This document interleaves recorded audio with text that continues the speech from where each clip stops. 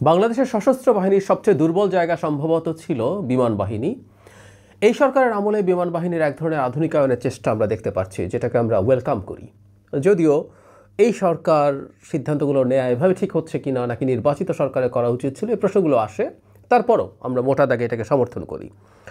গতকাল একটা নিউজ হয়তো অনেকের চোখে পড়েছে, সেটা হচ্ছে বাংলাদেশ সরকার ইটালি থেকে ইউরোফাইটার টাইফুন ফাইটার জেট কেনার চুক্তি করতে যাচ্ছেন। মানে প্রাথমিক তার আগ্রহ দেখিয়েছেন, এখনও চুক্তি হয়নি, দূরে আছে। এটা নিয়ে আমি মনে করি আমাদের জনপরিসরে কথা হওয়া দরকার ছিল। কেন কথা হওয়া দরকার ছিল, কেন এই ফাইটারটাই আবার কেনার কথা হচ্ছে, এই আলোকগুলো জরুরি। আমরা খেয়াল করেছি কিছুদিন আগে চায়না থেকে 20টা J-10C ফাইটার কেনার জন্য বাংলাদেশকে বিক্রি করার জন্য চায়না রাজি হয়েছে।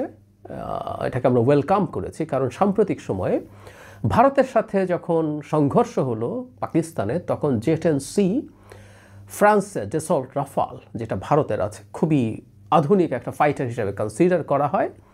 এবং এতদিন পর্যন্ত পারসেপশন ছিল যে ইউরোপিয়ান ফাইটারগুলো স্ট্যান্ডার্ডে, মানে পারফরমেন্সে চাইনিজ ফাইটারের চেয়ে মাচ বেটার, সেরকম একটা ফাইটার অন্তত একটা বা দুটো ডাউন করেছিল J-10C দিয়ে। সো J-10C একটা কমব্যাট সিচুয়েশনে সে তার এক্সপিরিয়েন্স বা তার ক্যাপাবিলিটি দেখিয়েছে। এটা ইম্পর্টেন্ট যখন মুখোমুখি দুটো ফাইটার হয়েছে। আমরা আধুনিক সময়ে এই প্রত্যেকটা কিন্তু একই, যেমন ডেসল্ট রাফালের কথা বললাম, J-10Cর কথা বললাম, ইউরোফাইটার টাইফুনের কথা বললাম, এগুলো সব আসলে multi role fighter. Multi role fighter মানে হচ্ছে একটা সময়, আমি অনেক আগে একটা ভিডিওতে বলেছিলাম, আমি জানি না আপনাদের যারা শুনেছেন, যাই হোক আমি আবার একটু বলি। একটা সময় ফাইটারের কতগুলো ক্লাসিফিকেশন ছিল, একটা ফাইটার এক এক কাজ করতো। একটা ফাইটার ফাইট করতো, ডগ ফাইট করতো, আরেকটা ফাইটারের সাথে সে ফাইট করতো। একটা ফাইটার রেকনেসেন্স করতো, সে গোয়েন্দা বৃত্তি করতো, অনেক উপরে উঠতো, এগুলো একটা বিশেষ ধরনের তৈরি ফাইটার ছিল। ইন্টারসেপ্টার ছিল, সে আরেকটা ফাইটার আরেক দিকে আসে, সে তাকে বাধা দেওয়ার চেষ্টা করতো। গ্রাউন্ড অ্যাটাকের জন্য ফাইটার ছিল, বম্বার ছিল, মানে এক এক রকম। পরবর্তীতে দেখা গেল এর চাইতে বেটার হচ্ছে মাল্টি রোল ফাইটার করা, যেখানে একই সাথে বিভিন্ন রকম কাজ করতে পারে, সব কাজই। সে ডগ ফাইটও করবে, সে ইন্টারসেপ্টও করবে, সে রেকনেসেন্স করবে, এবং সে গ্রাউন্ড অ্যাটাকও করবে, বম্বিং করবে, বম্বার হিসাবে ইউজড হতে পারে। এগুলো প্রত্যেকটা মাল্টি রোল ফাইটার। বাংলাদেশ এখন মাল্টি রোল ফাইটার কিনতে চাইছে, এবং এগুলো জেনারেশনে অলমোস্ট একই, 4.5 জেনারেশন বলে। এগুলো 5th জেনারেশনের সাথে বেসিক পার্থক্যটা হচ্ছে 5th জেনারেশনগুলো খুবই স্টেলদি হয়, মানে ওগুলো রেডারের যে ক্রস সেকশনটা খুব ছোট হয়, রেডারে খুব বেশি ধরে ফেলা যায় না। আমি আগেও একদিন বলেছি যে আমেরিকার F-22 র্যাপ্টার আছে, F-35 আছে, রাশিয়ার Su-57 আছে, এগুলো হচ্ছে 5th জেনারেশন। যাই হোক, এগুলো 4.5 জেনারেশনের মতো, 4 to 5, 4.5 এরকম। কারণ প্রত্যেকটা, মানে এটা একটু জেনে রাখা ভালো, ইউরোফাইটার টাইফুন বললেই হবে না, এটার অনেকগুলো ভার্সনস আছে, ভ্যারিয়েন্টস আছে, কতটুকু আপগ্রেডেড আছে, সে কী ব্যবহার করছে, কী ধরনের অস্ত্র ব্যবহার করছে, কী ধরনের এভিয়নিক্স ব্যবহার করছে, কী ধরনের ইঞ্জিন ব্যবহার করছে, এগুলো অনুযায়ী কিন্তু মানের বিরাট পার্থক্য হয়। সেম গোজ উইথ রাফাল, সব কিছু একই রকমভাবেই হয়। J-10-এর ক্ষেত্রে আমরা J-10C ভার্সনটা পাবো, সেটা কতগুলো ক্যারেক্টারিস্টিক্স আছে। যাই হোক, যে প্রশ্নটা খুব জরুরি হিসাবে আসা দরকার আমাদের কাছে, সেটা হলো J-10 তার ক্যাপাবিলিটি দেখিয়েছে, যদিও এই প্রশ্ন কেউ করেন এবং আমি অ্যাগ্রি করি, সেটা হচ্ছে J-10 যে খুব ভালো বেশি ফাইটার বলেই পেরে গেল, নট নেসেসারিলি। এখানে এই প্রশ্ন আছে আমাদের সামনে, এই প্রশ্ন তোলা হয়েছে এবং লজিক্যালও। সেটা হচ্ছে চায়না সম্ভবত পাকিস্তানকে তার গোয়েন্দা তথ্য সহ আরও অনেক সাহায্য করে এই ফাইটারগুলো ডাউন করতে সাহায্য করেছে। মানে চায়না চেয়েছিল একটা সাকসেস, যেটার মাধ্যমে সে তার এই ফাইটারকে শোকেস করতে পারে। এটা বিরাট ব্যাপার, আসলে বিরাট ব্যাপার। তার ভবিষ্যৎ ব্যবসা শুধু না, প্রযুক্তিগতভাবে চায়না কোন জায়গায় গেছে সেটা দেখানোর জন্য এটা খুবই গুরুত্বপূর্ণ। সে J-20 বানিয়েছে, সেটাও একটা 5th জেনারেশন ফাইটার নিজের প্রযুক্তিতে। এখন প্রশ্নটা হচ্ছে, এই ফাইটার বেশ ক্যাপেবল, আমরা এটা ধরে নিতে পারি। প্রশ্ন হচ্ছে অন্য জায়গায়, সেটা হলো তাহলে আমরা এগুলোর বেস ভ্যারিয়েন্টের যে দাম, সেটার প্রায় দ্বিগুণ দামের একটা ইউরোফাইটার টাইফুন খুবই এক্সপেন্সিভ একটা বিমান, এবং এক্সপেন্সিভ বিমান হলে শুধু না, এটার মেনটেনেন্সও খুব টাফ। আমি একটা উদাহরণ দিই, আমাদের অনেকের ধারণা নেই, এসব বললেই কেউ বলবেন বাংলাদেশ কেন কিনছে ফাইটার, আমরা এসব এর পেছনে খরচ না করে আমরা শিক্ষা স্বাস্থ্যের প্রতি খরচ করলে সবচেয়ে ভালো হতো, এগুলো বোকা বোকা কথা। ছোটোবেলা থেকে এগুলো শুনতাম এবং এগুলো একরকম বিশ্বাসও করতাম, খুব বলতামও। পৃথিবী যেদিকে যাচ্ছে, একটা শক্তিশালী সামরিক বাহিনী না থাকলে আত্মমর্যাদাশীল জাতি হিসেবে টিকে থাকা দূরেই থাকুক, আমাদের সার্বভৌমত্বই থাকবে না। শিক্ষা স্বাস্থ্যের দিকে খেয়াল রাখা তো পরের কথা। যেটা বলছিলাম, মানে ফাইটারগুলোর অপারেশন করা অনেক কস্টলি, কারণ এগুলো মেনটেনেন্স লাগে, একটা আয়ু আছে, সব যদি যোগ করে, মানে সে অস্ত্র ব্যবহার করবে না, জাস্ট ওড়াবে। এটা ডিপেন্ড করে তার কোন জেনারেশনের ফাইটার। মোটা দাগে 20,000 থেকে 50, 60, $70,000 পর্যন্ত প্রতি flight are flying আওয়ারে। F-35, F-22 এগুলো অনেক বেশি খরচ, কিন্তু 4 to 4.5 জেনারেশন একেবারে 20 থেকে 40-50 হাজার ডলার, মানে কমিও যদি ধরি 1 ঘন্টা একটা বিমান উঠলে 25 লাখ টাকা থেকে এরকম 60-70 লাখ টাকা খরচ হয়ে যায়। ফলে আমরা যখন একটা দামি বিমান কিনি, শুধু দাম দিয়ে কিনে যে তা না, ওইটা ট্রেনিংয়ের জন্য আমরা যখন ফ্লাই করব সেটা অনেক বেশি খরচই হয়ে যাবে। জেটের চাইতে একটা ইউরোফাইটার টাইফুন ওড়ানোর জন্য আরও বেশি খরচ হবে।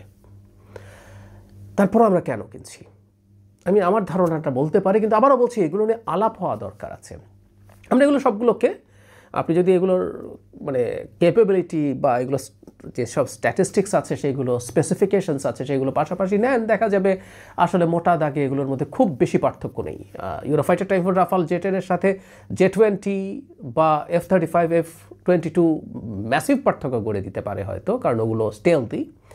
কিন্তু এগুলোর মধ্যে পারস্পরিক যদি প্রচুর ডগ ফাইট হতে থাকে, একবার এক একজন জিতবে পরিস্থিতি এরকম। এর মধ্যে আমি আরেকটা ফাইটারের নামও আনতে চাই, সেটা রিসেন্টলি বেশ কয়েক বছর থেকে বেশ আলাপে আছে। সেটা হলো ইউরোপে তৈরি, কিন্তু এই ইউরোফাইটার টাইফুন বা ডেসর রাফালের মতো এত বেশি এক্সপেন্সিভ না, আবার জেটেনের চেয়ে এক্সপেন্সিভ। এটা হলো JS-39 গ্রিপেন। এটা সুইডিশ একটা এয়ারক্রাফট, এটাও 4.5 জেনারেশনের আছে। এভিয়ানিক্স এবং আর্মামেন্টের ক্ষেত্রে খুবই কম্পেয়ারেবল। আবারও বলছি, হিসাব করলে এক এক দিকে বেশি হয়, এই জন্য কোন ফাইটারটা কেনা হবে সেটা আসলে সবসময় ডিসাইড করা সোজা না। কিন্তু যে কথাটা বলছিলাম আসলে, তাহলে কেন এটা কেনার কথা হচ্ছে? আমরা যে কয়টা ইউরোফাইটার টাইফুন যদি শেষ পর্যন্ত কিনি বা রাফাল, একটু বলে রাখা ভালো, ইউরোফাইটার টাইফুন মূলত ইউরোপিয়ান একটা বিমান। ব্রিটেন, তারপরে জার্মানি, ফ্রান্স, প্রথম দিকের কথা বলছি, ফ্রান্সও ছিল, ফ্রান্স, ইটালি, এরা মিলে এই ফাইটারটা তৈরি করতে যায়। একটা পর্যায়ে ফ্রান্সের কাছে এটার স্ট্যাটিস্টিক্স বা স্পেসিফিকেশনস নিয়ে ডিবেট তৈরি হয়, তারা বেরিয়ে গিয়ে তারা যে রাফাল তৈরি করে। এটা আরেকটু এক্সপেন্সিভ এবং কেউ আ বিট মোর ক্যাপেবল বলে কোনো জায়গায়, বিশেষ করে আবার রাফালের এয়ারক্রাফট ক্যারিয়ারের ভার্সন আছে, সুতরাং এটা চাইলে এয়ারক্রাফট ক্যারিয়ারে ল্যান্ড করার মতো ভার্সন তৈরি করা যায়। তো যাই হোক, এগুলো সব কম্পেয়ারেবল জিনিস, কিন্তু প্রত্যেকটাই ডেসল্ট রাফাল আর ইউরোফাইটার টাইফুন কাছাকাছি দামের, গ্রিপেন একটু কম দাম, কিন্তু জেটের চাইতে ইউরোফাইটার টাইফুন আর রাফাল ডাবল দাম। তাহলে কেন আমরা কিনতে যাচ্ছি? একটা জিনিস আমাদের মনে রাখা দরকার, আমি জানি না কারণ এটা কিনা, কিন্তু আবারও বলছি এগুলো আলাপ করা দরকার ছিল আমাদের সামনে। আমরা মানে এই কথাগুলো পাবলিক স্ফিয়ারে থাকা দরকার, যুক্তি আসা দরকার, ডিবেট হওয়া দরকার। আমাদের সামরিক বিশেষজ্ঞরা আছেন, আমরা এগুলো শুনতে চাই তাদের কাছেও। বলা হয় না, এটা আসলে সত্যিকার অর্থে এটা করা উচিত, সেটা হচ্ছে একটা দেশের মিলিটারি হার্ডওয়্যারের ডাইভার্সিফিকেশন থাকা দরকার, খুব জরুরি। আমরা অনেক বেশি চায়না ডিপেন্ডেন্ট, সম্ভবত না, মোটামুটি নিশ্চিতভাবেই বলা যায় আমাদের 3 বাহিনী অনেক বেশি চায়না ডিপেন্ডেন্ট আছি আমরা। আমাদের মানে মিলিটারির ক্ষেত্রে, নেভির ক্ষেত্রে আছে, নেভির ক্ষেত্রে অবশ্য নৌযানের ক্ষেত্রে একটু অন্যান্য দেশের এক ধরনের ডাইভার্সিফিকেশন আছে। এয়ারফোর্স তো পুরোপুরি অলমোস্ট ছিল পৃথিবীর শ্রেষ্ঠতম। আমি চায়নাকে সরিয়ে রাখি, চায়নার মিলিটারি হার্ডওয়্যারের কোয়ালিটি কেমন সেটাকে আমি যদি তর্কের খাতিরে সরিয়ে রাখি, আমি ধরলাম আমরা সব হার্ডওয়্যার আমেরিকা থেকে কিনবো, আমাদের অত টাকা হয়ে গেছে, সব America dependent, still it's not good. কিছুদিন আগে যখন রাশিয়া ইউক্রেন আক্রমণ করলো, রাশিয়ার বিরুদ্ধে যখন স্যাংশন দেওয়ার শুরু করলো ইউরোপিয়ানরা, আমেরিকানরা, এবং ভারতের উপর চাপ তৈরি হলো, তুমি রাশিয়া থেকে এত তেল কিনতে পারো না। ইন্ডিয়া তখন একটা বড় ঝুঁকিতে পড়েছে, সেটা হচ্ছে সে যদি রাশিয়ার সাথে কনফ্লিক্টে যায়, তেল কম কেনা বা অন্য কোনো রকম কোনো কনফ্লিক্টে, তাহলে তার নিরাপত্তার ভালনারেবিলিটি তৈরি হয়। ভারতের মিলিটারি হার্ডওয়্যার ট্রেডিশনালি, সেই সোভিয়েত ইউনিয়ন ছিল, পরে রাশিয়া ছিল, তার 65 to 70% অ্যাজ এ হোল 3 বাহিনীরই হার্ডওয়্যারের এই পরিমাণ ডিপেন্ডেন্ট, সুতরাং ওই দেশের সাথে যদি কোনো কারণে সুসম্পর্ক নষ্ট হয় তাহলে এটা কারো চাপে হতে পারে অথবা এমনি নিজেদের মধ্যে কোনো কারণে হতে পারে। সেই ক্ষেত্রে এই যে যাবতীয় সাপ্লাই আছে, একটা ফাইটারকে না, আমরা একটা ফাইটারের কথা যদি একটা ফাইটার মধ্যে শুধু ফাইটার না, তার অস্ত্রশস্ত্র আছে, খুবই বেসিক ধরনের কিছু ডাম বম বলে যেগুলো জাস্ট গ্র্যাভিটি বম, যেগুলো জাস্ট এমনি গিয়ে পড়ে, এগুলো হয়তো ভারত বানাতে পারবে, কিন্তু এসব ফাইটার থেকে এখন খুবই sophisticated smart bomb, GPS guided অথবা লেজার গাইডেড বম ফেলা যায়, এগুলো সব ওখান থেকে আসতে হবে। মিসাইলস আছে, এগুলো দেখলো না, অথবা কোনো পার্টস ল্যাক করছে সেগুলো পেলো না, মানে ভয়ঙ্কর ঝুঁকির ব্যাপার।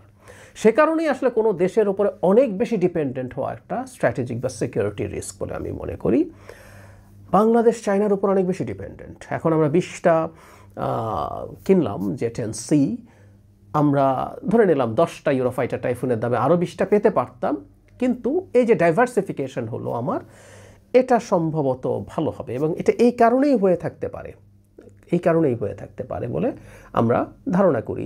আর ইউরোফাইটার টাইফুনের একটা বড় মানে তথ্য আছে, এটা অবশ্য খুব গুরুত্ব না দিলেও তথ্যটা ইম্পর্টেন্ট। মানে বলা হয় যে কোনো অস্ত্রের কমব্যাট ক্যাপেবিলিটি দেখা হয়, যে আমরা জে-10C একটা কমব্যাট ক্যাপেবিলিটি দেখলাম, রাফালের বিরুদ্ধে হয়েছে।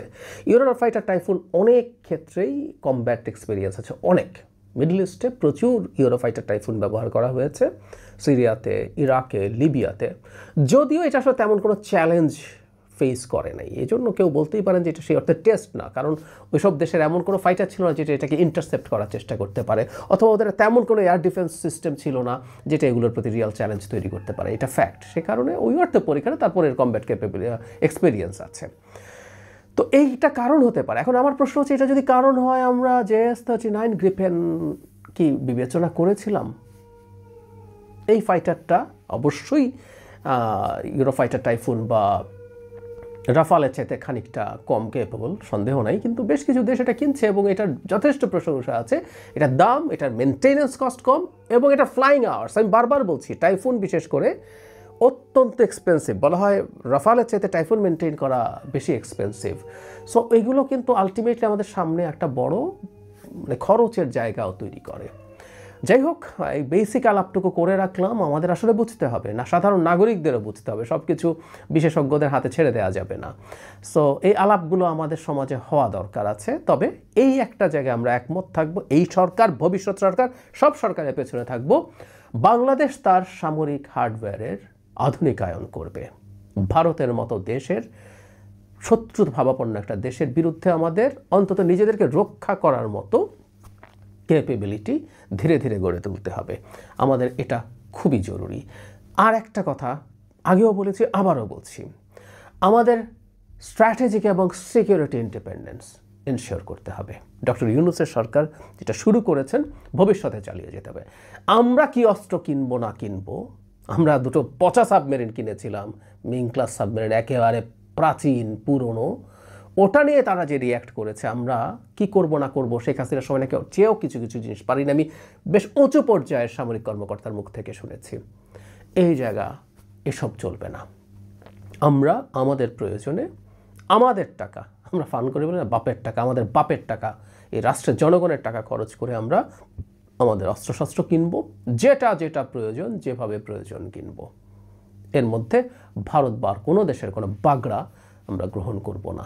একই সাথে বাংলাদেশে আস্তে আস্তে সমরাস্ত্র উৎপাদনেরও চেষ্টা, বিশেষ করে ড্রোনের মতো, আরেকদিন এটা নিয়ে কথা বলবো, এটা খুব টাফ প্রযুক্তি না এবং এখনকার